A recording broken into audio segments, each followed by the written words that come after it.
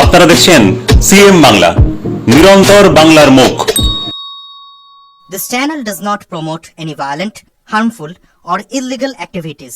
All content provided by this channel is meant for an educational purpose only. ওরা আমাদের পাড়ার পার্কে এসে, একটার নাম তারক দেবনাথ, ও এমএলএ ড্রাইভার, আর একটা ছেলের নাম গদু, ভালো নাম জয় রায়, ওরা গন্ডগোল করছিল। তা আমার ভাই আর একটা ছেলে চন্দ্রশেখর নামে, সে বলছে তোরা গন্ডগোল করিস না বলে চন্দ্রশেখরকে প্রথমে মেরেছে। ওর বাড়ি পাশে বাড়ি ঢুকে গেছে। আমার ভাই বাইরে গেছে, যাওয়ার পর 1 ঘন্টা পর ভাইকে ঘরের থেকে টেনেছে ওই গদুর, ডাকনাম গদুর, ভালো নাম জয় রায়, ডেকে আমার ভাইকে উঠোনে ফেলেছে, বুকে লাথি মেরেছে, মাথায় মেরেছে। সময় হ্যাঁ, কারণ নিজেরা গন্ডগোল করছিল। আমার ভাই ওরা সে 7 বুলেট ক্লাবের সদস্য, আর ওদের কাজে ওরা সবাইকে যাকে তাকে ধরে মারে। আমার এই সন্ধ্যার সময় কখন যেন নিয়ে এসছে, আমার টাইমটা মনে নেই, 6টা 6:30, আমার তো মনে নেই। আমার ও বাড়িতে মারা গেছে, আমার ভাইয়ের নিয়েছে। আমরা চাইছি তারককে আমার সামনে নিয়ে আসো। ওই তারক দেবনাথ, বধু, জয় রায় আর মাতাল নামের ছেলেটা, যারা এই চক্রান্ত আমার ভাইকে মেরেছে। হ্যাঁ, একজন এমএলএ, জানি না ওদের সামনে, একজন এমএলএ ড্রাইভার তারক দেবনাথ, আর ও হচ্ছে বুথ সভাপতি তৃণমূল। আমার ভাই বহুদিন আগে বিজেপি দেখে, এমনি কোনো দল এখন করে না। আমার ভাই কোনো দল করে না। আমার বাপের বাড়ি পুরো পার্টি করি না। না না না, কোনো আক্রোশ নয়, ওরা নিজেরা গন্ডগোল করছে। আমার ভাই বলছে যে তোমরা গন্ডগোল করো না, বাড়ি চলো। এটা আমার ভাইয়ের অপরাধ। ওদের বাড়ি কোথায়? ওদের বাড়ি এখানে না, ওদের বাড়ি অন্য পাড়ায়। অন্য পাড়ায়, কিন্তু এক জায়গায় বসেই সব। আমার নাম সাথী চক্রবর্তী।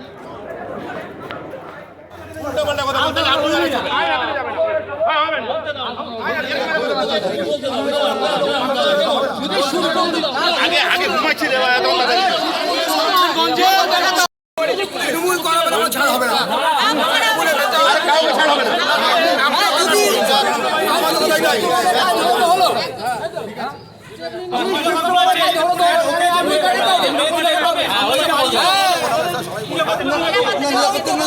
আজকে যেখানে আজকে এসছি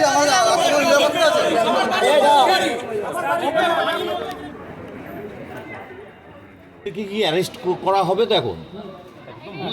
সেইটাই আমাদের এইটাই, আমরা অ্যারেস্ট পর্যন্ত অপেক্ষা করবো এখন। হয়েছে বলতে এই সঞ্জয় ভৌমিক, যিনি আমাদের বিজেপি কার্যকর্তা, শুনেছি 7 বুলেটের কাজ দিয়ে নাকি যাচ্ছিল, সেখানে মারধর করা হয়। সে মতো ওখানে পালিয়ে গিয়ে বাড়িতে চলে যায়, এবং বাড়িতে গিয়ে সেখানে নাকি রাত 2টোর সময় টেনে হিঁচড়ে তাকে, এটা হচ্ছে কালকে রাতে ঘটনাটা হয়েছে। ওকে রাত 2টোর সময় টেনে হিঁচড়ে ওকে মারধর করা হয়, এবং এমনভাবে মারা হয়, সে মতো অবস্থায় ঘাড়ের পেছনে আঘাত হয়, এবং আঘাত হওয়ার পরে এবং হাতে পায়ে আরও মারধর করে। তারপরে ওরা হসপিটালে নিয়ে আসে দুপুরবেলার দিকে। আজকে নিয়ে এসছে হসপিটালে, নিয়ে আসার পরে এখন মৃত। টেলিফোন পেলাম, আমাকে একজন টেলিফোন করলো যে একটি লোক মারধর হয়েছে, হাসপাতালে গেছে, ব্রড ডেড হয়েছে। পরবর্তীকালে জানলাম যে সঞ্জয় ভৌমিক, বয়স অ্যাবাউট 40 বছর, প্রাচীন মায়াপুর 7 লেনে ঘর। তো বুধবার দিন ওই রাত্রিতে মদ্যপ অবস্থায় ঝগড়াঝাটি হয়েছে। তারপরে 4 জনের নাম দিয়েছে, তারা ওদের ঘরে যেয়ে নিয়ে আবার মারধর করেছে। তো আমাদেরকে বুধবার রাত্রিটা, বুধবার গভীর রাত্রি হয়েছে, রাত্রি 2টা বলছে। বুধবারও আমরা জানলাম না, আমাদেরকে কোনো ইনফরমেশান দেয়নি। বৃহস্পতিবার সারাদিনও দেয়নি। তারপরে অভিযোগ পেয়েছি, আমি যথারীতি মার্ডার কেস করেছি, তদন্ত চলছে, ডেড বডি আজকে এখন পিএমের জন্য পাঠানো হয়েছে। আমরা চেষ্টা করছি যত তাড়াতাড়ি আসামি ধরার জন্য। এখন ওইটা মদের আসরে একটা ঝামেলা হয়েছে শুনছি আমি, এখনো পর্যন্ত প্রাইমারি ইনভেস্টিগেশন যেটা আছে। আর মানে উনি নাকি আবার কেউ বলছে যে উনি ওই ঝামেলাটা থামাতে গেছিলেন, যার জন্য তাকে ঘুষাঘুষি খেয়েছেন, এইটাই। ঠিক আছে, এর পিছনে কি অন্য কোনো কারণ আছে? না, এর পিছনে এখনো পর্যন্ত কোনো এনিমিটি পাইনি। এমনি অ্যাকসেপ্ট লিকার ছাড়া অন্য কোনো এনিমিটি বা অন্য কোনো পাটিদ্বন্দ্ব আমি এখনো পর্যন্ত পাইনি। কিন্তু পরিবারের তরফ থেকে দাবি করা হচ্ছে যে সঞ্জয় ভৌমিক টাকা ধার দিয়েছিল, সেই টাকা চাইতে গিয়েই নাকি এই পরিণতি। দেখুন, সেটা পরিবার আমাদের কাছে বলেনি এবং আমার কমপ্লেনও সেটা বলেনি। এই বিষয়ে এখনো পর্যন্ত অ্যারেস্ট হয়নি, আমরা দেখছি, চেষ্টা করছি খুব তাড়াতাড়ি অ্যারেস্ট করার। তৃণমূলের দুষ্কৃতী, তার মধ্যে তারক দাস আছে, ছোটু বলে একটি ছেলে অরিন্দম আছে, এবং সেই সঙ্গে তাপস দাস আছে, আরও একজন। এরা তাকে বাড়ি থেকে জোর করে তার মায়ের সামনে, তার মাকে মেরে তার মায়ের সামনে ছেলেকে লোহার রড দিয়ে গর্দানে বাড়ি মারে, পেটে পিঠে বুকে অকথ্যভাবে মেরে তাকে মেরে ফেলে, খুন করে দেয়। এবং 4:30 নাগাদ শেষ, সে একটু চা খেতে চেয়েছিল, তারপর সে মারা যায়। এই হচ্ছে কি বর্তমান যারা তৃণমূলের, বর্তমানে নবদ্বীপ শহরের যারা ভাগ্যবিধাতা, তার মধ্যে নন্দ শাহ আছেন, আমাদের বিধায়ক এবং চেয়ারম্যান আছেন, এছাড়াও কাউন্সিলর ওই ওয়ার্ডের সুজিত সাহা এবং আরও নেতৃত্ব যারা তৃণমূলের আছে, তাদের আশ্রিত এই সমস্ত যারা যে সমস্ত নামগুলো বললাম, তারা তাদেরই আশ্রিত গুন্ডা। এবং তাদের মধ্যে একজন যুবকর্মী আছে, যুব তৃণমূলের, একজন আছেন বুথ সভাপতি, আরও একজন আছেন যিনি বিগত দিনে নন্দসার ড্রাইভার। বর্তমানে এও শোনা যাচ্ছে তিনি এখন মুকুটমণি অধিকারী, জেলা তৃণমূলের যুবর সভাপতি মুকুটমণি অধিকারীরও ড্রাইভারি করছেন, এই খবর আমাদের কাছে আছে। বুধবার রাতে প্রাচীন মায়াপুরে মদের খাওয়াকে কেন্দ্র করে একটা গণ্ডগোল হয় এবং পরবর্তীতে সঞ্জয় ভৌমিক বলে এক যুবক মারা যায়। এবং এই মারা যাওয়াকে কেন্দ্র করে চাপানুতর চলছে। বিরোধী দল বিজেপির অভিযোগ যারা মেরেছে তারা তৃণমূলের লোকজন এবং যে মারা গেছে সে বিজেপি কর্মী, এবং বিজেপি করার অপরাধেই আজকে তাকে প্রাণ বলি দিতে হয়েছে। এ ব্যাপারে আপনার কি প্রতিক্রিয়া? আমার অভিব্যক্তি কিছু নেই। প্রত্যেক মৃত্যু প্রত্যেকের কাছে বেদনাদায়ক। আমরা মৃত্যুতে খুশি তা নই, কিন্তু বিজেপির নেচারটা হলো কোনো কিছু হইলে দোষ মমতা ব্যানার্জি আর মমতা ব্যানার্জির দলের উপর।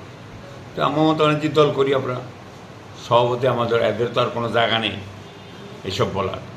ঘটনা আমি যতদূর শোনা ততদূর আগের দিন রাত্রিবেলা মদ টদ খেয়ে মারামারি করেছে কিছু যুবক, কে কাবা কারা সেটা আমি জানি না। মারামারি করে বাড়ি গেছে, যার যার বাড়ি শেষে গেছে। সেদিন রাত্রে কিছু হয়নি, পরের দিন সকালেও কিছু হয়নি। তারপর যখন টিফিন করেছে তখন তার উপদ্রব হয়েছে। তাহলে এই এরা কারা গণ্ডগোল করছে তাদের জন্য এটা হয়েছে না কি হয়েছে এটা ডাক্তার একমাত্র বলতে পারবে। তবে কথা হচ্ছে,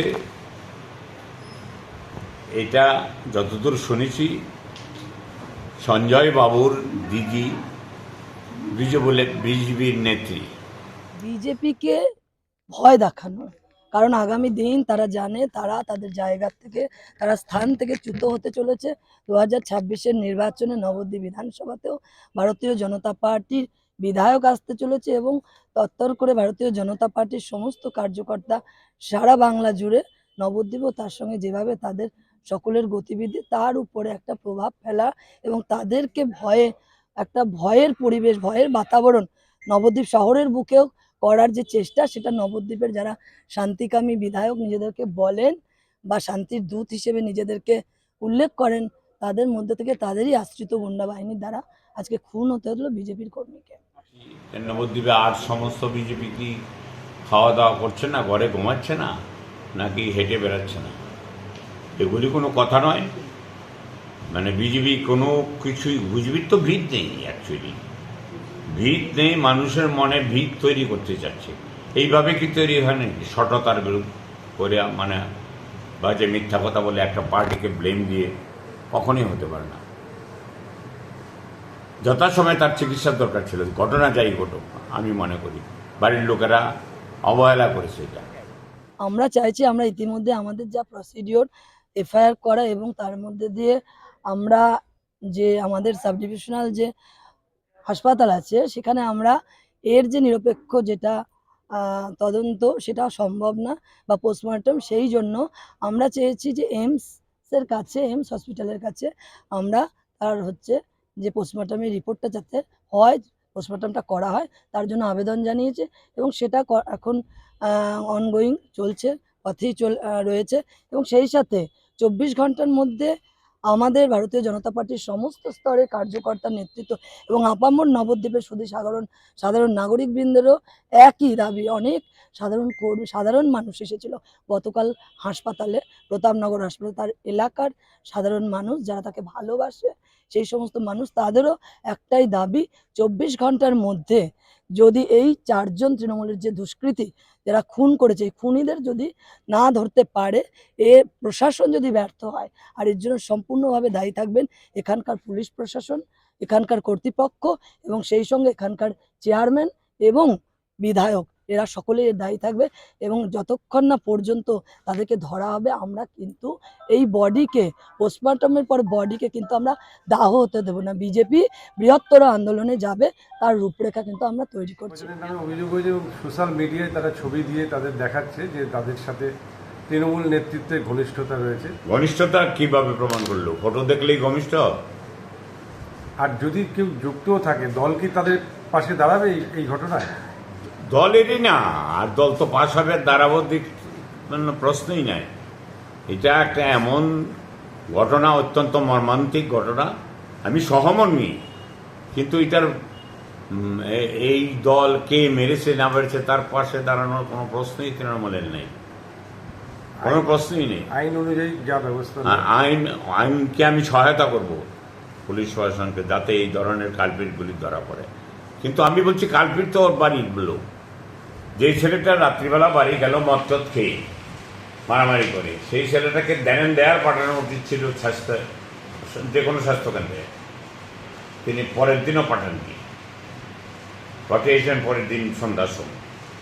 মানে এই মৃত্যুর জন্য বাড়ির লোকের নেগলিজেন্সি অনেকটা দায়ী। বাড়ির লোক কোন দায়ী?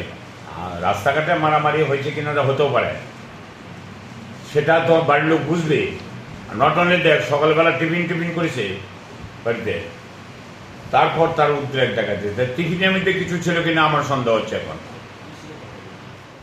এইবার একটা কথা বলি, প্রথম কথা হচ্ছে গিয়ে এটাই স্বাভাবিক, যখন বিপক্ষ দলের পক্ষ থেকে, যখন বিপক্ষ দলের বিশেষ করে বিরোধী রাজনৈতিক দল বিজেপির কর্মীদের ওপর আক্রমণ আসে, আঘাত আসে, ধর্ষণ হয়, খুন হয়, তখন প্রশাসন সরব থাকে না, তখন প্রশাসনের ভূমিকা খুব নিষ্ক্রিয় থাকে।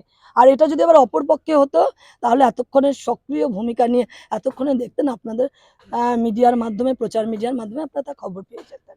গন্ডগোলের সূত্রপাত যা কিছু নিয়েই হোক না কেন, তার মানে এটা তো নয় যে তাকে খুন করে দিতে হবে।